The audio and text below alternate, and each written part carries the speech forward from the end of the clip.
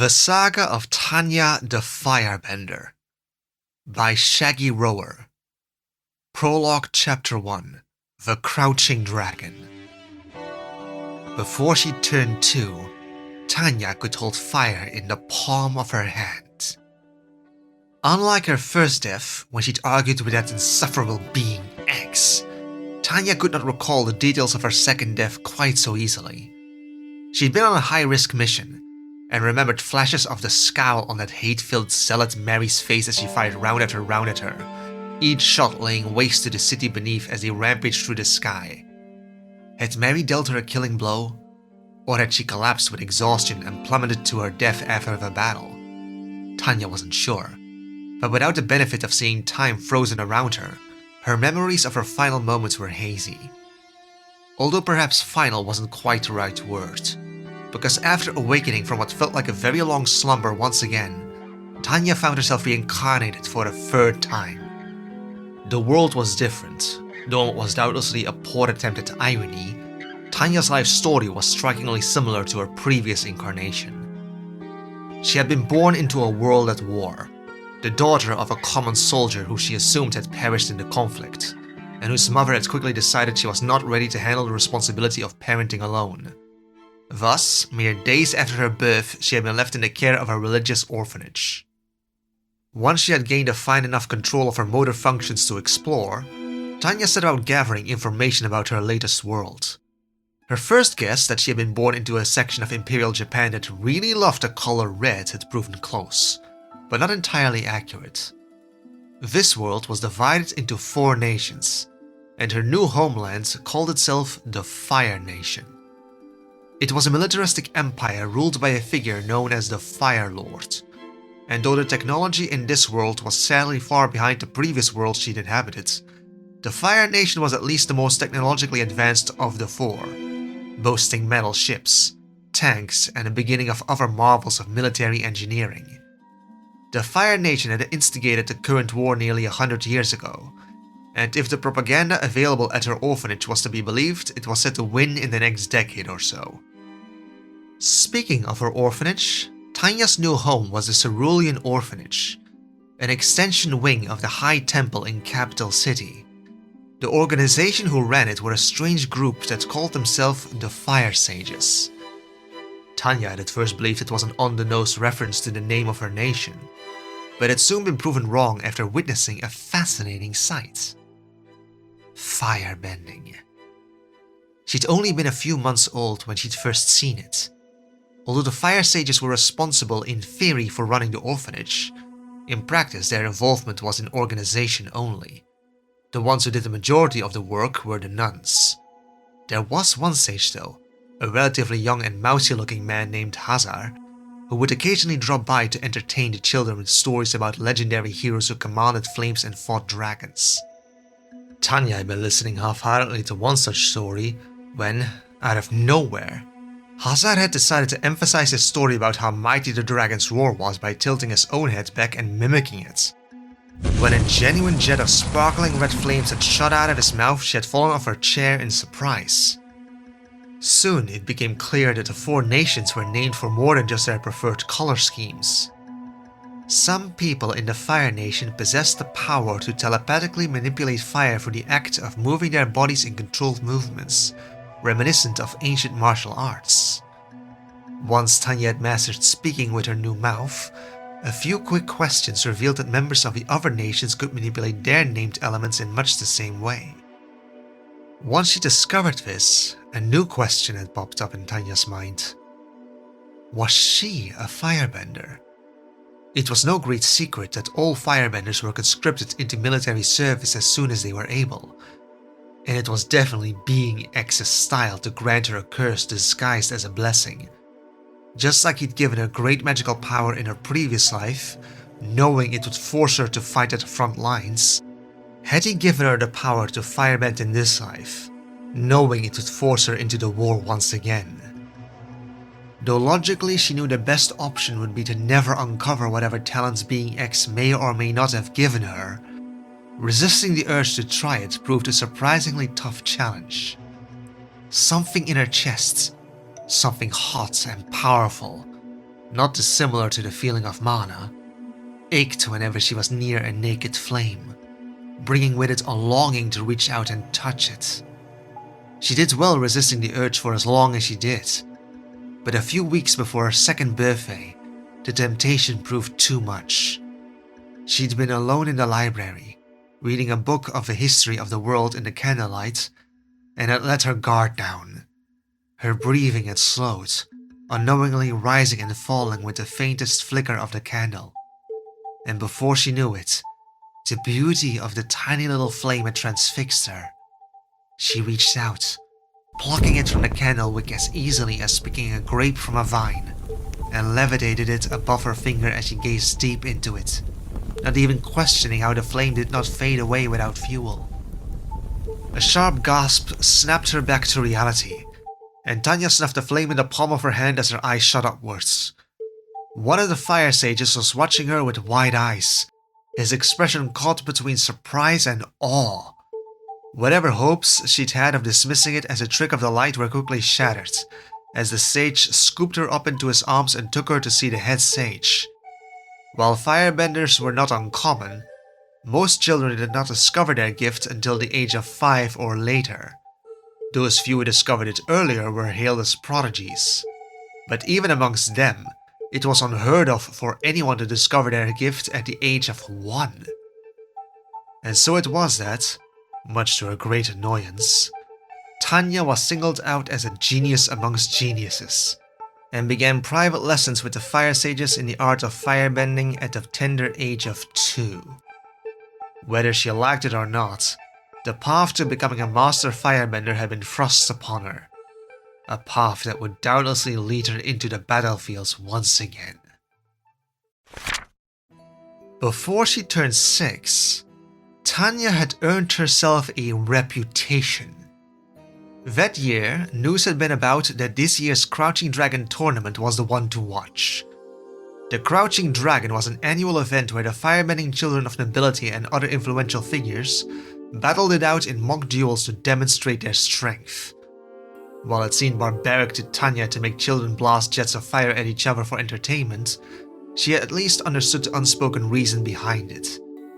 In this country, skill at firebending was valued higher than anything else.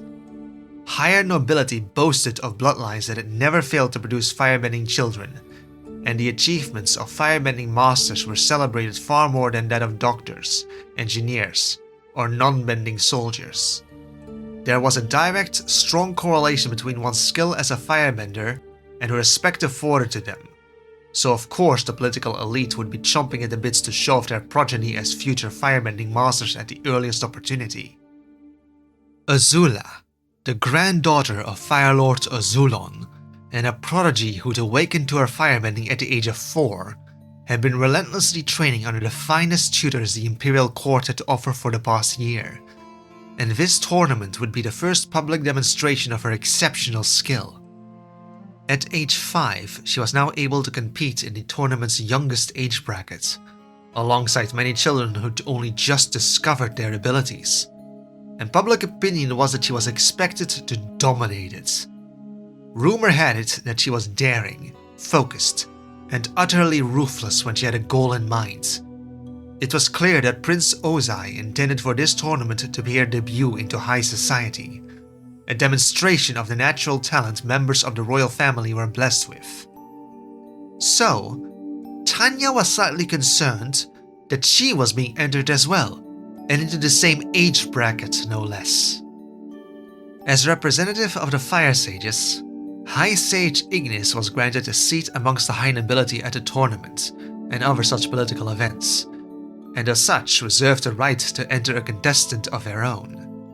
The Fire Sages rarely entered the wards in their care into these sorts of events due to their notoriously lackluster performances, though it seemed they had higher expectations for Tanya. The High Sage had plundered the High Temple's already strained budget to hire a luxurious palanquin equal to the kind the nobility used, which he and Tanya now sat in as they were transported to the tournament grounds. Judging by the ever-growing noise of the crowd outside, they must have only been a few minutes away. "Remember your breathing, Tanya," Ignis advised in his usual monotone manner. breath is the core of firebending. Many allow the pressure of the crowd to break their nerves and shallow their breathing, weakening their flames. Whatever happens, you must keep your breath deep and steady. Yes, High Sage, Tanya dutifully replied, bowing her head slightly in acknowledgement and respect. Though she held little love for religions in general, she held a deep appreciation for a clear and efficient chain of command. I will represent the Fire Sages to the best of my ability. You will represent us by winning, Tanya. I expect nothing less than absolute victory. A slight frown tugged at the corner of Tanya's mouth. Sir, given the political importance of Azula's entry into this contest, might it not be wise to allow her the ultimate victory? Prince Ozai is an influential man, and has made no secret of his intentions to use this tournament as a way to formally introduce his daughter to the public. Assuming that I could beat her, would doing so really be wise? It could turn the royal family's ire against us for years to come. Ignis snorted disdainfully. Bah, what of it? Ozai has no respect for the importance of the sages. At every turn he scorns and mocks us. Perhaps knocking his precocious progeny down a peg or two will remind him to show respect to Agni every once in a while. Warning sirens started blaring in Tanya's mind. Not good. Not good at all. This sounded eerily like a personal vendetta. Exactly the kind of spite-fueled drama that was a nightmare for any human resource manager. The Fire Sages wanted to embarrass Prince Ozai and his family for nothing more than petty vengeance. And as their tool for doing so, the royal family's retaliation would surely be directed at her too. Relationships with influential individuals could make or break a person's career, and the Fire Lord's family were the most influential people in the world. Souring any chance of a positive relationship with them was a fine way to guarantee an eternity stuck as a common foot soldier on the front lines. We need you to win, Tanya, Ignis continued, unaware of her inner turmoil. People have begun to forget the old ways the longer this war drags on. They forget to show the spirits the respect they are due, and us the respect we are due as their spokespersons. Today, you will prove that even a peasant child like yourself can defeat those of noble lineage through the spiritual guidance and teachings of the Fire Sages, and the people will see proof of our importance once again, for it is right and proper that the sages should guide the people. Tanya zoned out as Ignis launched into another ramble about the importance of spiritual guidance, and her mind quickly kicked into overdrive to work out a solution to the problem she'd found herself forced into. Had this been what the Fire Sages had intended for her when they began her training almost 4 years ago? To become a poster child for their bid to become relevant to society again? How irritating! This was the political equivalent of being between a rock and a hard place. Unable to act without making an enemy of a powerful institution that could drastically change the direction of her career. Was it possible to win the tournament without making an enemy of the royal family? Unlikely. What information she had gathered about Prince Ozai painted him as a militaristic man with high expectations for his subordinates, and a very results-driven mindset. All admirable traits in Tanya's opinion, but ones that sadly worked against her in this instance. He would not be content with Azula trying her hardest and failing. Not when much of his daughter's future success could hinge on this first impression to the public. He wanted a clear victory for his daughter, nothing less. Was it possible to lose without being cast out of the temple by the Fire Sages? Also unlikely. 100 years of war had left more orphans than the nation could handle, and it was not in the interests of the war effort to publicize information about the struggles these orphans faced. Ignis could kick her out with just a word and nobody would make a fuss. Without their backing, Tanya's already limited opportunities for the future would be greatly diminished. That left but one option. Tanya would have to force a tie between herself and Azula. Not a solution anyone would be happy with, but a sort of concession that could be grudgingly accepted by all parties under the right circumstances. The sages could boast about how, through their enlightened training, Tanya had been able to match a prodigy of royal blood trained by the best tutors money could buy, and Prince Ozai could still introduce his daughter as having come first place in her age bracket. Oh, it would still be a sour disappointment to all involved. But wasn't that always the case when people allowed petty grudges to dictate their actions? There was just one problem. Winning was something Tanya could do. Faking a loss was harder, but achievable. But faking a draw? And in such a way that nobody in the audience spotted her deception? That would take some serious precision. What she needed was a strategy. The only way this would work was if she left as little to chance as possible, and that meant she had to use all the time available before her age bracket began to figure out how Azula fought. It did not take long after the start of the tournament for an opportunity to gather information to present itself. Zuko, Azula's elder brother, was competing in the 7 to 8-year-old age bracket, which had been scheduled to take place near the beginning. Though Zuko was 2 years older than Azula, he discovered his bending abilities at the age of 6, and as such had been training for roughly the same amount of time as his sister. This presented a perfect opportunity for Tanya to get an estimation of how Azula would fight. After all, if the siblings had been trained for the same length of time, then it stood to reason that their styles must share many similarities. From her seat at High Sage Ignis' side, Tanya watched the older children battle it out one by one in the ring below, her eyes firmly fixed on the royal boy whenever he made an appearance. Zuko was distinctly average, if she was being honest. It was clear he'd put a great deal of effort into his training, but he'd simply not trained long enough yet for that effort to start paying off. If he kept that mindset up until his teenage years, he'd probably blossom into a formidable fighter. But his entire age block was dominated by those who were bigger, more talented, or more vicious. As a result, Zuko pushed his way up to about the middle range of the rankings before being knocked out by a bulky boy who hadn't been afraid to dish out a few unsporting hits when the opportunity presented itself. Tanya had at least been able to learn a few things by analyzing his style.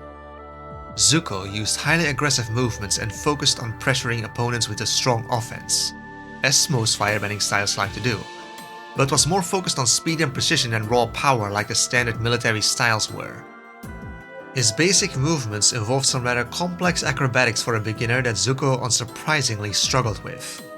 And the wider, sweeping jets of flame that soldiers used in groups to engage multiple enemies at once were replaced with focused and narrow blasts designed to cripple a foe while conserving energy. It was the style of a duelist, one who was expected to fight battles alone rather than side by side with a comrade, and one that Tanya could not help but think didn't quite suit the young royal. Her gut instinct told her he'd be much more effective with a style suited to teamwork. Still, she'd got the information she wanted. It was probable that Azula had been trained in a similar style, and now that she knew some of its common movesets, Tanya could plan moves of her own to counterbalance them.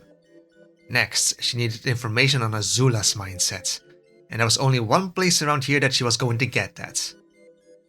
Hi Sage, my match will be starting soon.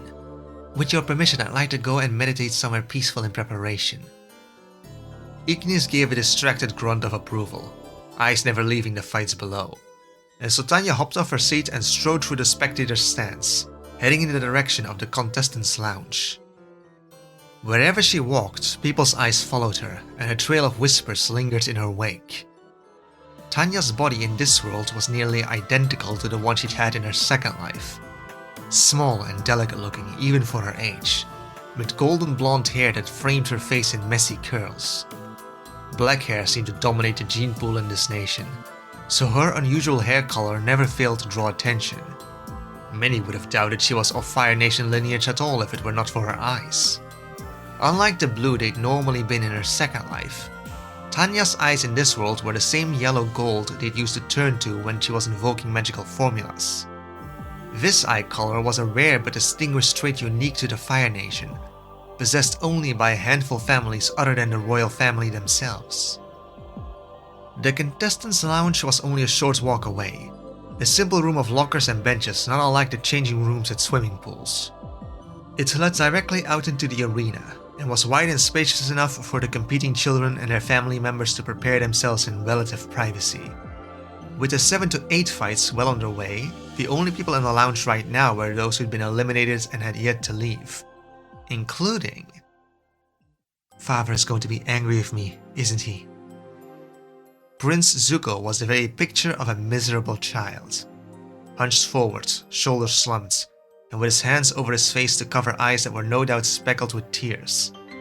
By his side, a woman with beautiful straight black hair and a golden headdress denoting her as a princess rubbed his back soothingly. Princess Ursa.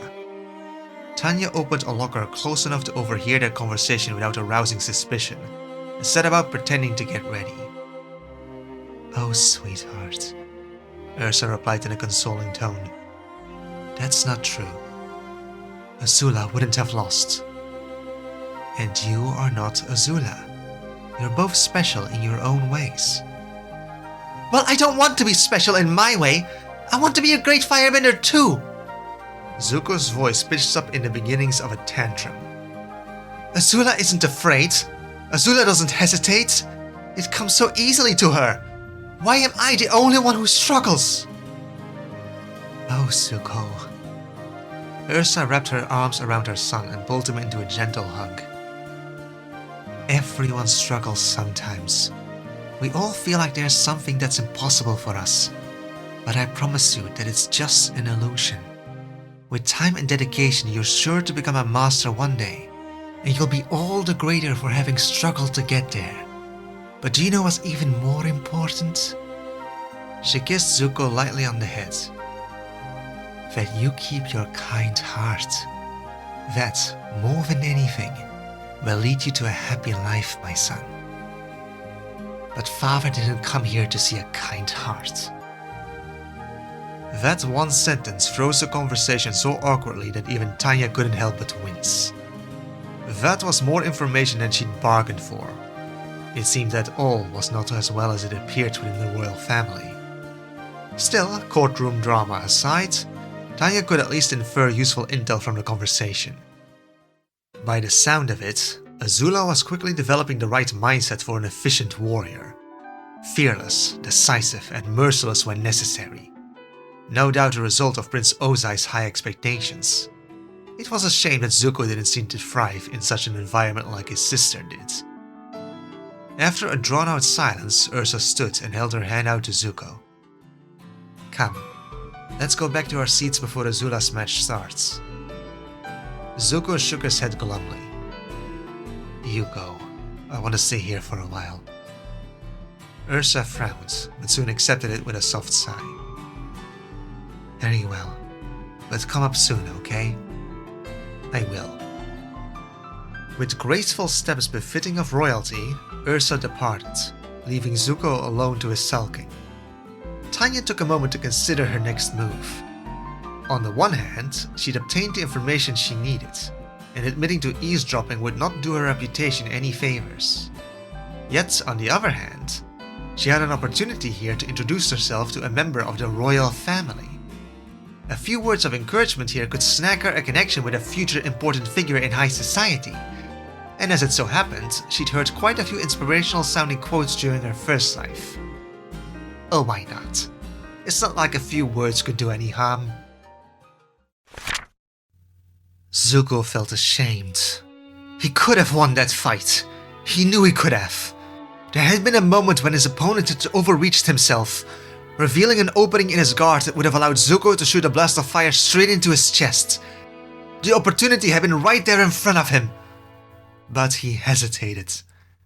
It was always that way. Zuko messed up enough as it was during training, but when sparring against an actual opponent he was somehow even worse. He'd been taught again and again to hit every opening your opponent gave you with all your might. Yet the moment he'd spotted his chance, all he could think about was how painful it would be for his opponent to be burnt on the chest, and his fists had frozen. Azula wouldn't have hesitated. Father wouldn't have hesitated.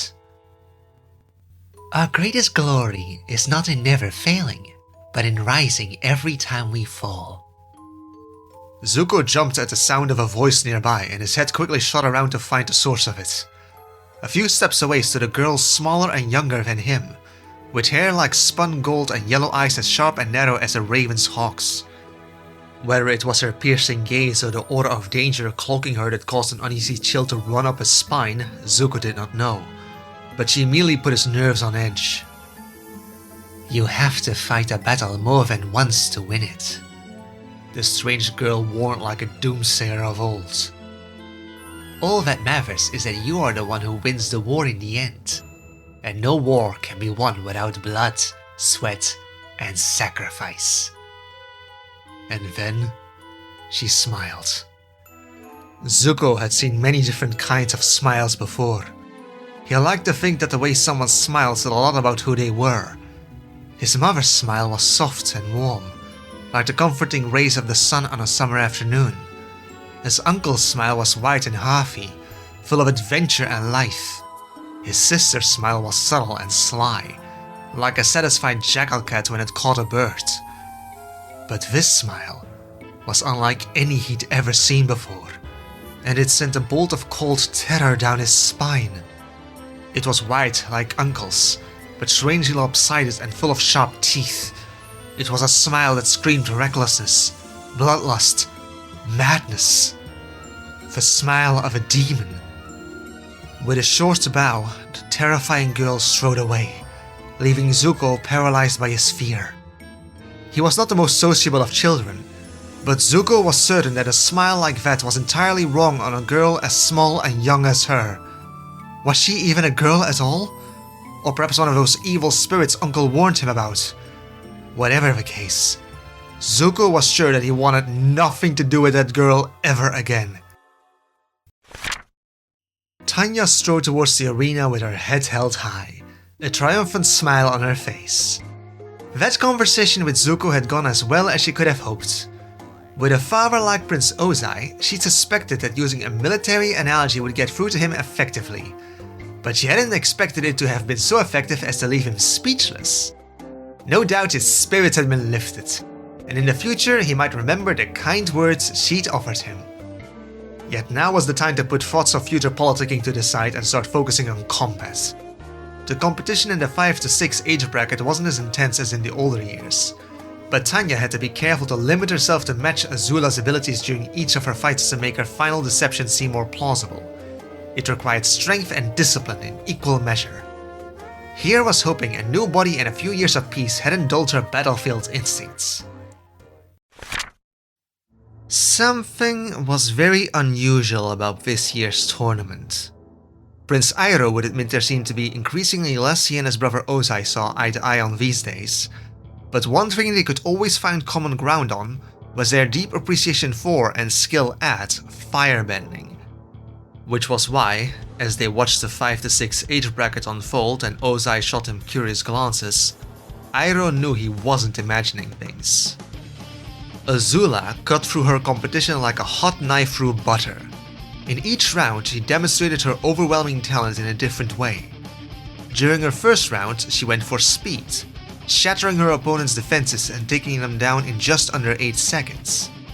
In her second round, she showed off her knowledge of advanced firebending moves usually practiced by children 3 or 4 years older than her, and in her third, conjured flames almost as big as she was. His niece was out not just to win, but to prove that she was superior to her competitors in every way imaginable. Yet, she was not the only outstanding entry. The girl with the golden hair had not seemed like much at first. She was the shortest of the competitors, and held herself with the posture of a military child rather than a noble one. Yet in her first round, the golden girl had shattered everyone's expectations by taking down her opponent quickly and efficiently. In just under 8 seconds to be precise. Just like Azula. Once could have been a coincidence, but as the tournament progressed, Iroh's doubts continued to grow. When Azula used advanced techniques in her fight, the golden girl used techniques of the same level of skill. When Azula conjured her biggest flames, the golden girl conjured flames of a similar size. Was she copying Azula? No, copying wasn't the right word. The golden girl fought with a variation of the traditional firebending styles used by the Fire Sages, though it clearly honed away some of the more frivolous movements in favor of efficiency. Rather than copy Azula's moves, the golden girl used her own moves at exactly the same level as Azula was using, as if she was trying to prove that everything Azula could do, she could do too. But why? What was the point? As far as he knew, Azula had never met this girl before. Was she trying to upstage his niece and steal the publicity from her? Perhaps. But it was incredibly suspicious that their skills would be matched so perfectly evenly. More likely, the girl was deliberately holding back her skills and was using Azula as a benchmark. But why? Why fight in the tournament and not aim to win? Iroh glanced over to his brother, whose eyes remained fixed on the Golden Girl's current fight with the same intensity as he'd watched Azula's. Ozai did not allow his feelings to show openly on his face in public, but Iroh had known him long enough to recognize a few telltale signs of what he was thinking, and that slight narrowing of his eyes did not suggest anything good. The next free moment he had, Iroh was going to have to make some inquiries as to who this young girl was. He'd be returning to his campaign through the Earth Kingdom in a few days, but something in his gut told him that today would not be the last time he saw this odd little girl. He just hoped that our next meeting wouldn't cause him such concern. Azula was the best fighter in the world. Okay, maybe not the best in the entire world. Not yet. But she was certainly the best fighter out of everyone her age. She was born to be a master. Everyone knew it. And when she grew up, she'd be the most powerful bender to have ever lived. Just as father had taught her. She was above all common people. Nobody was her equal. Especially not her. And now, ladies and gentlemen, we come to our final round, the announcer called, accompanied by polite applause from the audience. To my left is a rising star, a born prodigy, through whom the blood of generations of powerful Fire Lords flows strong. I give you Azula! Enthusiastic applause broke out across the audience, and Azula allowed herself to preen slightly in their adulation. The strong did not concern themselves with the opinions of the weak. Father had taught her that, but there was no harm in accepting praise when it was well deserved. And to my right is the underdog nobody saw coming, who's danced through all her competition thus far like a pixie. I give you Tanya! To Azula's ears, the applause the blonde girl received was just as loud as her own, and a spike of rage jolted through her veins. The day was supposed to be her big day, the day she proved to everyone that she was the rising star of the future. She had made a point in each and every round to demonstrate how superior she was in every way possible. Yet this peasant girl, Tanya, seemed to have made it her mission to cast that superiority into doubt. Whatever record Azula set, Tanya was somehow able to perfectly match, as if making a statement that the two of them were equal. Tanya was not her equal! She couldn't be! Nobody could equal her talent and pedigree, especially not some street urchin the Fire Sages picked up. How the peasant had managed to cheat her way to the finals, Azula did not know, but it stopped here. Father had instructed her not to fight too roughly, like they did during their private training sessions. But surely, when he gave that instruction, he hadn't been expecting this little upstart to act so impudently. Yes, this round she would demonstrate her superior brutality, and crush this peasant so thoroughly that nobody would dare presume to themselves to be her equal again. The referee headed out of the ring, leaving the two of them with a few seconds to exchange words before the fight. Tanya bowed at the waist, demonstrating a surprisingly accurate knowledge of courtroom etiquette for a commoner. May the best woman win, Lady Azula. The nerve of her! To imply that it was debatable who the best of the two of them was! Don't worry, I will. Azula shot back, settling into her fighting position. Tanya smiled back briefly and settled into a position of her own. Ready? The referee called. Set. Begin! No sooner had the words left his lips than Azula had pounced into action, firing a sharp bolt of fire directly at Tanya's knee. Cripple her first, steal away her movements, and then hound away at her with power and agility, just as father had taught her. Yet, just as she moved, so too did Tanya. Blonde hair whipped around in a messy hurricane as she pivoted, drawing her knee out of harm's way while simultaneously building up momentum. From the pivot, she spun into a leaping roundhouse kick, sending a slash of fire back in retaliation that Azula had to roll to the side to avoid. Rushing into closer quarters, Azula leapt up and brought a straight punch down towards Tanya's head. Again though, Tanya was prepared for it, and raised both arms into a cross guard to block the blow, dispersing the weight of the punch across both arms. As Azula's feet returned to solid ground, Tanya struck, twisting one foot out like a snake to wrap around hers, and with a solid punch sent her tripping backwards. The sudden feeling of losing balance didn't stop Azula for more than a moment, however, and with practiced ease, she embraced the change in momentum, falling into a backflip. There was just the briefest second, however, at the apex of her backflip, when Azula's eyes had been unable to follow Tanya. As she regained her footing from the flip, Azula looked up, only to find that Tanya had not afforded her any chance to recover. She barely caught the first fist Tanya threw her way in time, and was forced onto the defensive as Tanya launched a flurry of quick, probing strikes designed to ferret out weaknesses in her guard. Still recovering from her unplanned acrobatics, Azula was forced to slowly but surely give away ground as Tanya's barrage pushed her backwards. Rage boiled in Azula's stomach. This was not right! Why was she the one being forced to defend against this dirty peasant? Tanya was smaller than her, younger than her, lesser than her. She was an insect that ought to be squashed under heel. Channel the anger, make it your strength. Father's teachings flashed through her mind, and with a fierce roar, Azula stomped her foot against the ground, putting her anger into an explosive blast of flame. To her own shock, however, the flames that emerged were not her regular red color. They were sharper, hotter, and a rich blue. Tanya seemed just as surprised if the way her eyes widened was any indication, and skipped backwards to put some distance between them while she assessed this new threat.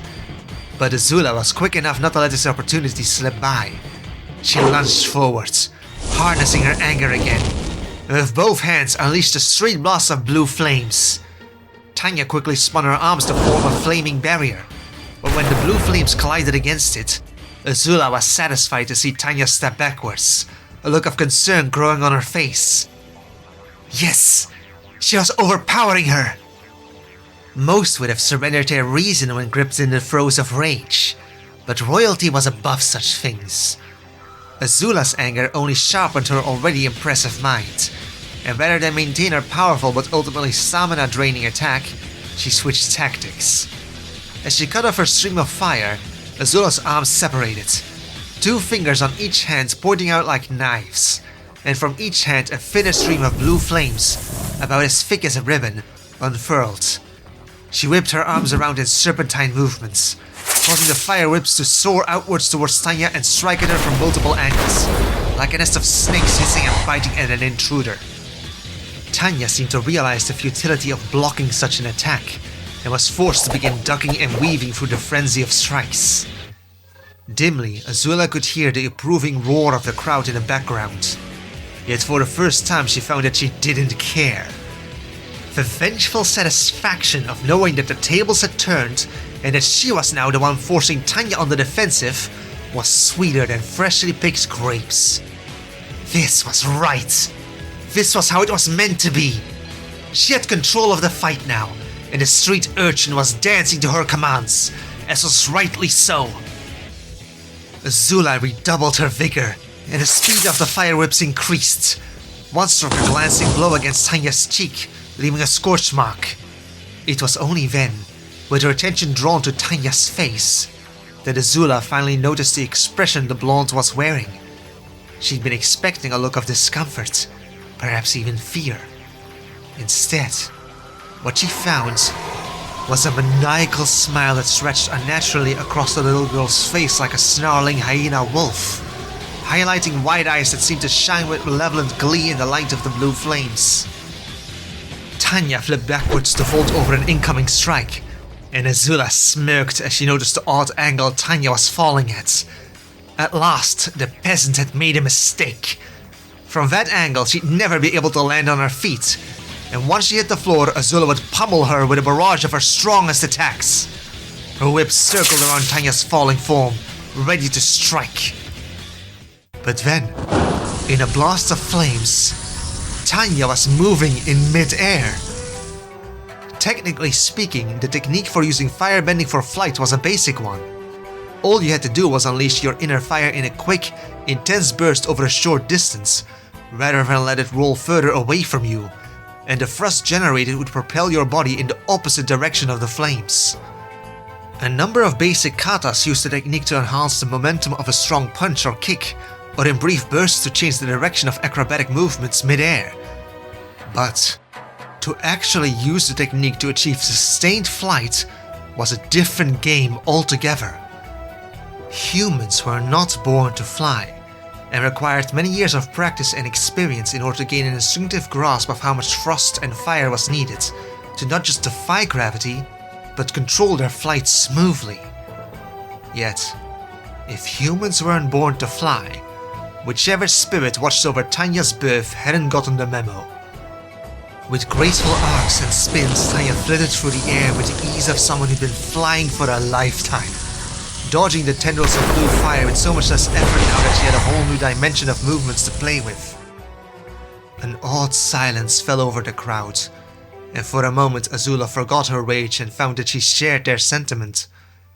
With her small physique, golden hair and the nimble ease with which she flew, Tanya did for a moment seem like some otherworldly spirit, like a pixie from a children's fairy tale.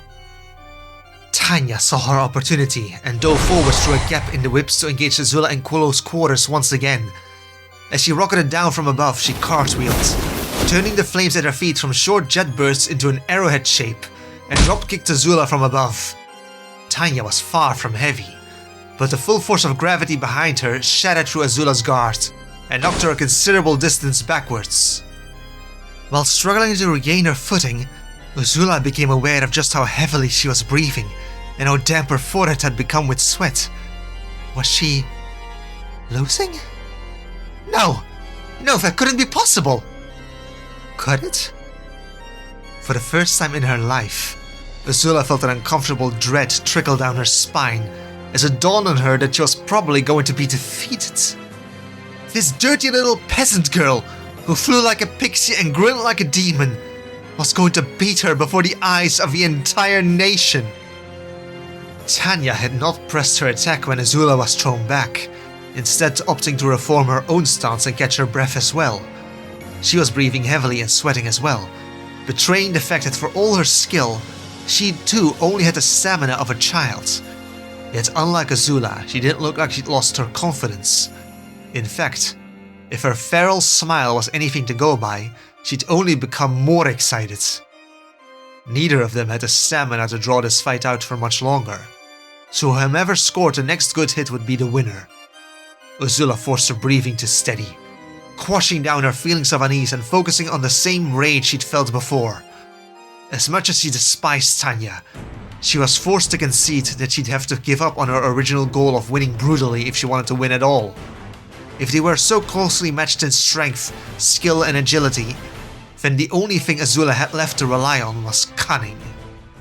With a flick of her wrist, Azula launched a quick, sharp bolt of blue flames directly at Tanya's face, a move not designed to do damage, but to draw her attention. Unfortunately, it seemed that Tanya had the same idea, firing a similarly sized bolt of red flames at Azula. The two fireballs collided in the air between them, exploding like a firework of blue and red that obscured both of their visions. Azula darted forwards. Tanya wouldn't let this chance slip by either, and would be readying an attack of her own on the other side of the flames. As the sparks began to clear, Azula dropped down and slid on her knees, just in time to avoid a spinning wheel of fire that twirled out at her and passed narrowly above her head. As Tanya finally came into view again, Azula couldn't help but grin at the look of surprise on her face, and whipped out her legs out into a sliding kick that knocked Tanya's feet out from under her. Tanya went down, leaving both girls on the floor, and Azula wasted no time seizing her advantage. Like a coiling snake, her legs wrapped around Tanya from behind, and with her arms she caught Tanya's neck in a chokehold. Tanya struggled and bucked, but Azula stubbornly refused to relinquish her grasp. Fire erupted from Tanya's feet again, propelling them across the floor of the arena like a rocket. The blonde girl thrashed around wildly, trying to break the hold, but with a desperate strength she hadn't known she possessed, Azula held on. Just a little longer, just a few more seconds and she would win. Then Father wouldn't be disappointed in her. Slam! The impact whacked into her back like a sledgehammer with such force that Azula's hold crumpled apart. Tanya's jets had never been intended to help her break free of Azula's grip. They'd been to slam them both into the walls around the edge of the arena. Azula struggled to get back to her feet, but the breath had been completely knocked out of her. She'd never felt as exhausted before. Tanya was still on the ground too, arms unsteadily raised to protect her throat. She rolled onto her stomach, bracing herself to stand once more, and a fresh spike of panic shot through Azula's chest. She tried to shoot a ball of fire, but with her breathing disrupted, she couldn't summon so much as a flicker. All she could do was watch in horror as Tanya brought one foot forward and began pushing herself up to stand, only for her knees to buckle. As Tanya's face planted itself into the dirt once more, the referee took that as his cue to run up and stand between them. "Both contestants are unable to stand! The match is over!" he declared.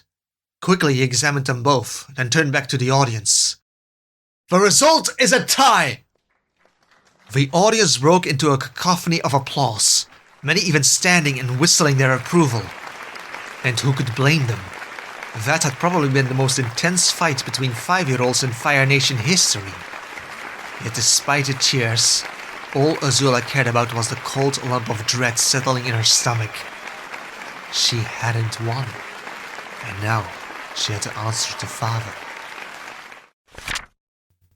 It wasn't often that Tanya allowed herself to act like the little girl she had the body of, but right now she was just so pleased with herself that she couldn't help but indulge in the desire to skip. It must have been a strange sight for anyone that passed by. A 5-year-old covered in bruises and scorch marks, skipping merrily down the halls with a smile on her face. Perhaps that is why everyone hurried to get out of her way when they saw her. Whatever. Tanya couldn't bring herself to care right now. It had been a long time since she'd felt the satisfaction of accomplishing a difficult mission. Azula had been tougher than her brief reconnaissance had suggested. She'd cleverly kept that blue fire trick hidden up her sleeves throughout her previous matches, and had the stubbornness of a wildcat when boxed into a corner.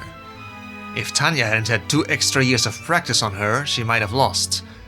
Fortunately, her last wall-colliding gambit had paid off, and a perfectly faint wobble of the knee at just the right moment had concluded the match with a perfect draw.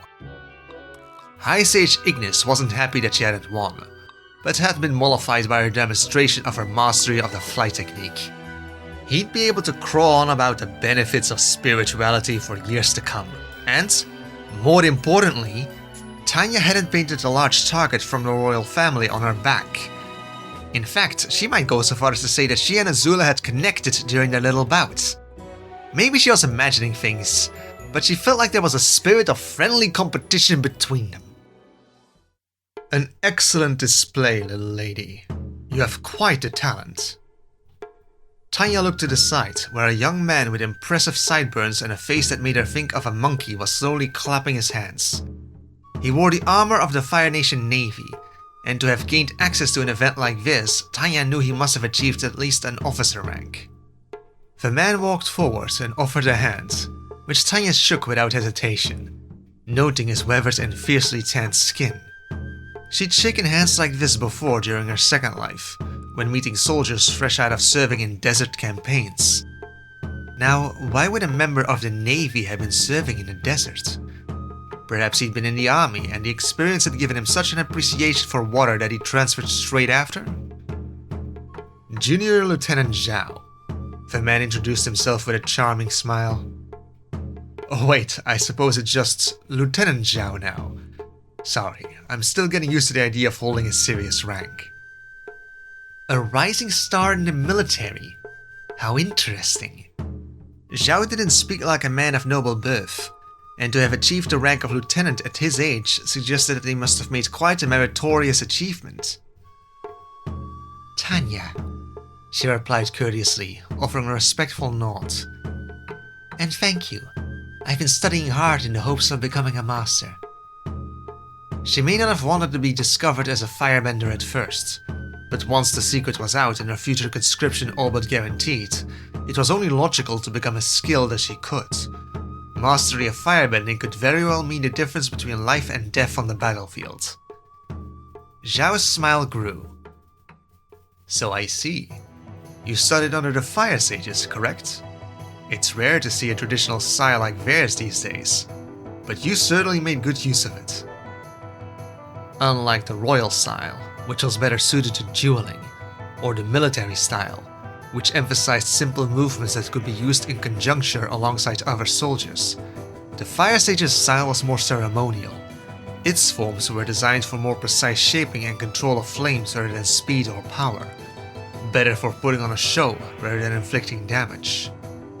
After nearly 100 years of war, the style had fallen out of use among the public. But, with some experimentation, Tanya had found a way to cut some of the more superfluous moves and adapt others into more useful techniques for a war zone. Her variation of the traditional flight technique was just one such example. Modesty was the better part of valor though, and nobody liked to hear a braggart. Tanya smiled gratefully. Thank you, sir. I had good teachers. Regardless, you must be a quick study, Zhao continued. Tell me, have you given much thought to which branch of the military you intend to join when you're older? I don't know. Is there a branch filled with cushy office jobs far behind enemy lines? Zhao laughed heartily, doubtlessly having assumed she was joking. Ha! Not a fan of marching, are you? Well, why not consider joining the Navy? It's a damn sight easier living on a ship than it is walking across the Earth Kingdom on foot. That was actually a very good idea. Of the other nations, the Earth nomads had already been wiped out, and the Southern Water tribes pillaged to the point that they no longer presented a serious threat, bar a couple of primitive raiding ships. The main competitors left in this war were the Earth Kingdom, whose presence at sea was nearly non-existent, and the Northern Water tribe, who remained staunchly secure in their fortress at the North Pole and only acted to directly defend themselves. The Fire Nation ruled the sea these days, and the Navy's main job was to escort supply ships and raid port towns. It wasn't risk-free by any stretch of the imagination, but it would definitely be safer than the meat grinder that was the front lines. In an ideal world, Tanya would have avoided military service altogether, or at the very least taken a posting in a logistics-based job that kept her as far away from the people who could throw boulders with their minds as possible. Sadly, firebenders were just too useful of an asset to not be used as much as possible. In order to get a safe posting, Tanya's only option was to climb to a rank high enough that she'd have to remain away from the front lines in order to issue strategic commands. If her knowledge of the Navy's hierarchy was correct, she'd need to obtain the rank of Admiral in order to be able to duck out of any form of direct combat. And the handful of admirals in the Fire Lord's War Council were all older men with many years of experience under their belts. Just below an admiral, however, came the ranks of captains. Commanders who could stay safely within the decks of their huge metal ships and deploy their crew to do most of the dangerous work for them. That was probably as close to an administrative job as Tanya could reasonably hope to get to in the next decade or so before the war was finally won. Suppose that I was interested, Tanya began. How would I go about securing my place? I wasn't aware that conscripts were offered a choice of where to serve. Zhao's grin grew wider. It's just a matter of knowing the right people. Perhaps we should stay in touch. It's important that talent gets the recognition it deserves, don't you think? I'd be happy to have a position under my command reserved for you when you're old enough for service. What a nice fellow. Tanya found she didn't need to force the smile that came across her face as she nodded respectfully. That will be most kind. Thank you, Lieutenant. Zhao chuckled. Think nothing of it. I always keep an eye out for the firebending masters of the future. Ozai wasn't usually disappointed by his daughter. Azula kneeled a few feet away from where he sat, nervously waiting for him to say something. After her performance today, she deserved to stew in his displeasure for a while.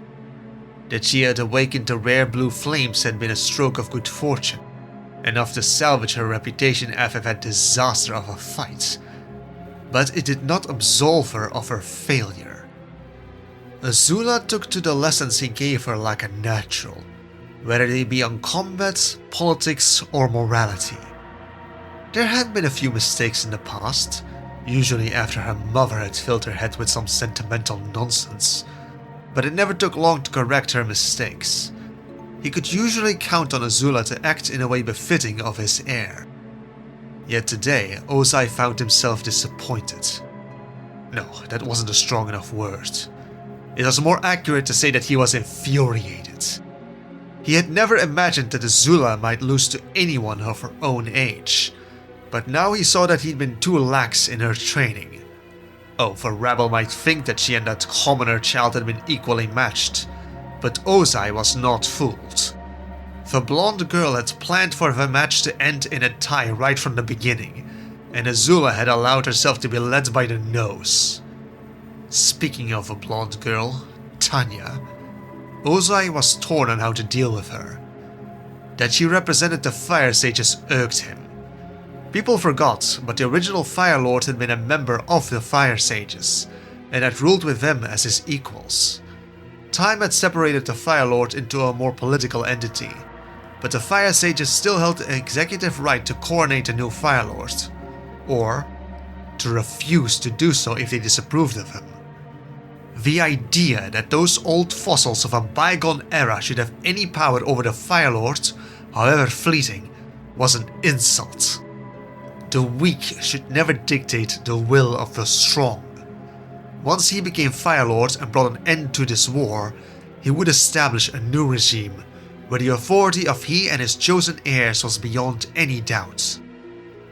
Yet, as much as he despised the Fire Sages, he did not see this Tanya as one of them. The girl had shown more than just firebending talent during her fights, but also cunning, ferocity, and ambition. All traits he prized. That monstrous grin the girl wore as she fought was exactly the kind of expression he'd been trying to instill in his own daughter. He could not leave such an asset in the hands of the sages, but eliminating her would be such a waste. Azula shifted uncomfortably, drawing his attention back to her. That should be long enough. With slow, deliberate words, Ozai spoke. You failed me. Azula's face blanched, her fists tightened so hard that her knuckles turned white. Good. At least she understood the consequences of failure. It was her fault, Azula stuttered. She must have cheated somehow. She is not my equal. Words are empty, Azula. Results are everything. Azula held her tongue, but her expression betrayed her indignation. Interesting. It seemed his daughter had taken the commoner's girl's challenge personally. Could that be the reason why Azula had unlocked her blue flames in the middle of a fight of all times? Had her desire to defeat Tanya provided the motivation she needed to surpass her previous limits? And just like that, a plan formed in Ozai's mind. A solution that would kill all his birds with one stone. I shall be sending a letter to the High Temple, he declared. An invitation for Tanya to attend the Royal Fire Academy for girls under a scholarship from the royal family. It would be a waste to allow her talent to remain untapped after all. Though I fear a peasant child may not feel comfortable amongst the children of nobility. I expect you to help her feel welcome. Take her amongst your friends. Azula's eyes widened in horror. But father! Am I clear, Azula? Azula bit her lip, visibly shaking with emotion, and for a moment Ozai suspected she might speak out in defiance. Yet the moment passed, and Azula's shoulders slumped as she accepted her punishment. Yes, father. Good. You may go. Azula stood, bowed, and hurriedly left, no doubt to find something to burn. Out of all the lessons he taught her, one she'd taken especially well to was his philosophy on friendship. Genuine friendship was a parasite for the strong, a leech that bound you to the weak and compelled you to waste your time and effort on solving their pitiful problems. Yet, through the guise of friendship, one could forge an effective leash to keep useful pawns under your thrall.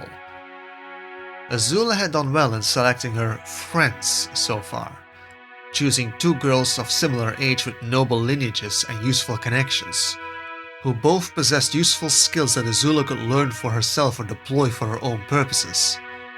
However, her decision to not befriend a child with the ability to firebend was telling.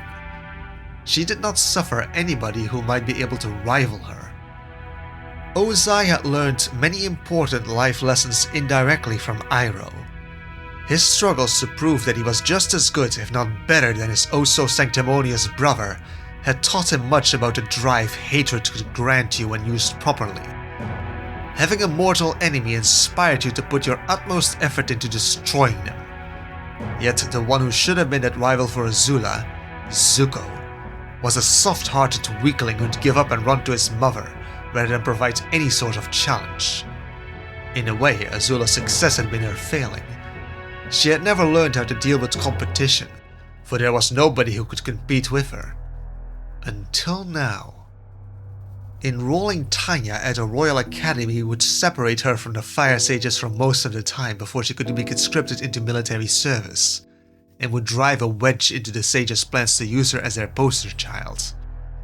Forcing Azula to accept the peasant into her social circle would also teach his daughter how to cope with a genuine rival, while simultaneously giving his daughter time to work her hooks into this girl and make her a puppet.